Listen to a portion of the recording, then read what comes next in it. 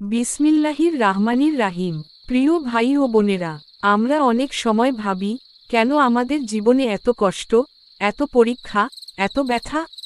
কেন বারবার আমরা হারিয়ে ফেলি হাসির কারণগুলো? কেন আল্লাহ আমাদের এই কঠিন পরিস্থিতিতে ফেলেন? কিন্তু জানো, আল্লাহ তায়ালা কুরআনে বারবার আমাদের মনে করিয়ে দেন, নিশ্চয়ই কষ্টের সাথেই রয়েছে স্বস্তি। সূরা আল ইনশিরাহ, আয়াত 6। অর্থাৎ, কষ্টের পর নয়, কষ্টের সাথেই আল্লাহ রেখেছেন আরাম, শান্তি ও মুক্তি। হয়তো তুমি এখন একা, হয়তো হৃদয়ে অনেক আঘাত, হয়তো তুমি হারিয়ে ফেলেছ তোমার প্রিয় কাউকে।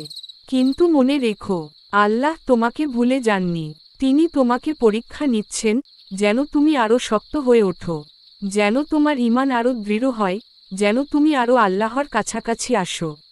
যেমন রাতের অন্ধকারের পর সূর্য ওঠে, তেমনি কষ্টের পর আসে প্রশান্তি। আল্লাহর প্রতিশ্রুতি সত্য, যে ধৈর্য ধরবে, সে কখনো ক্ষতিগ্রস্ত হবে না।